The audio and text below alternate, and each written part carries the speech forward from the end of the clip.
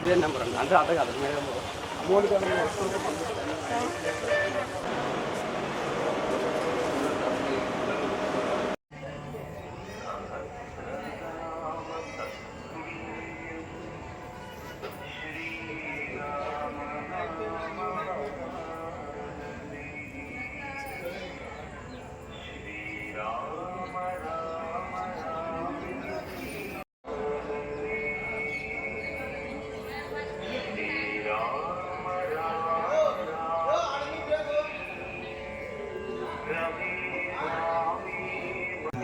చాలా ఇంకా చాలా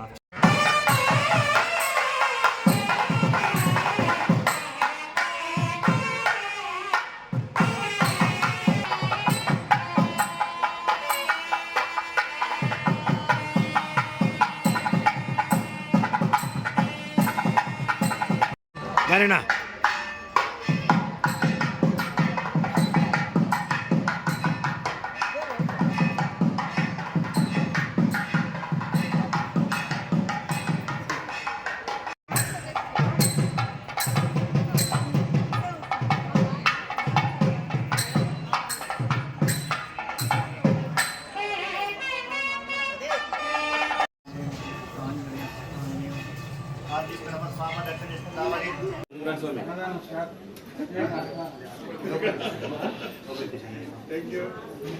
जय श्री राम।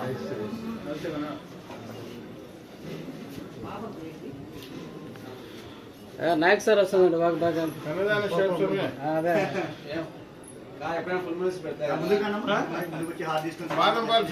రెడీ చేస్తున్నా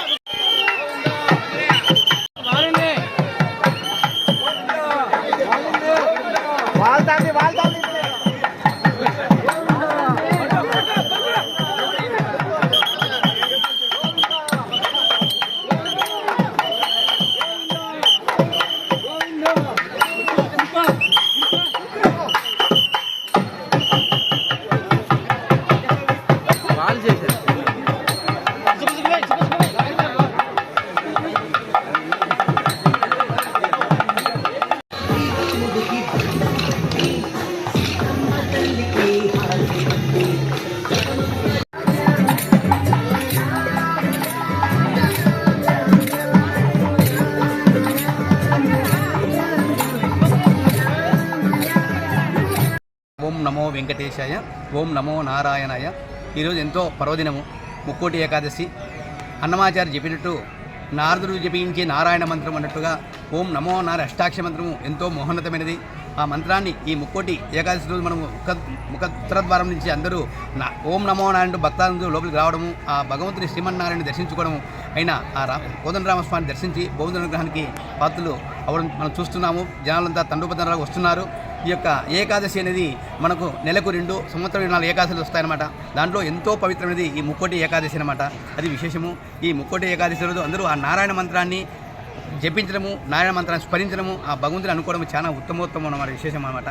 అవికారాయ శుద్ధాయ నిత్యాయ పరమాత్మనే సదైక రూపాయ విష్ణువే ప్రవిష్టమిని, ఆ విష్ణువే ఆ శ్రీమన్నారాయణుడే చరాచర సృష్టికర్త, అగమ్య గోచరుడు, ఘటనాఘటన సమర్థుడు, నిర్వికారుడు, నిరంజనుడు, సర్వత్వం వ్యాపించి ఉన్న ఆ నారాయణుని మనం స్మరించడం ద్వారా మన యొక్క మానసిక బాధలు, శారీరక బాధలన్నీ పటాపంచలైపోతాయి.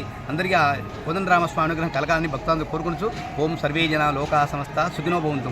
తర్వాత ఇక్కడ తిరుమల తిరుపతి దేవస్థానం వారు ఒంటిమిట్ట రామాలయంలో అద్భుతంగా భక్తుల కోసము క్యూ లైన్లు ఏర్పాటు చేశారు. మంచినీళ్ళ సౌకర్యం ఏర్పాటు చేశారన్నమాట. క్యూ లైన్లలో మనకు అందరికీ ఒక పద్ధతి ప్రకారం అందరికీ దర్శనాన్ని కల్పిస్తున్నారన్నమాట ఇక్కడ అద్భుతంగా. అదే కాకుండా ప్రసాద వితరణ జరుగుతూ ఉంది వచ్చిన వాళ్ళందరికీ. అదే కాకుండా అన్నప్రసాదం కౌంటర్లో అన్నప్రసాదంగా ఏర్పాటు చేశారు తిరుమల తిరుపతి దేవస్థానం వారు. తర్వాత సివిల్ డిపార్ట్మెంట్ అయితేనేమి, ఎలక్ట్రికల్ డిపార్ట్మెంట్ అయితేనేమి, బ్రాడ్కాస్టింగ్ అయితేనేమి, ఎలక్ట్రిసిటీ డిపార్ట్మెంట్, ప్రతి డిపార్ట్మెంట్ కానీ కోఆర్డినేషన్ చేసుకుని అద్భుతంగా ఒంటిమిట్ట రామాలయంలో ముక్కోటి ఏకాదశి ఏర్పాట్లు అద్భుతంగా చేశారు. ప్రజలు కానీ భక్తులందరూ కానీ అవి ఏర్పాట్లు చూసి ఎంతగానో సంతోషిస్తున్నారు. ఓం నమో భగవతే నారాయణ.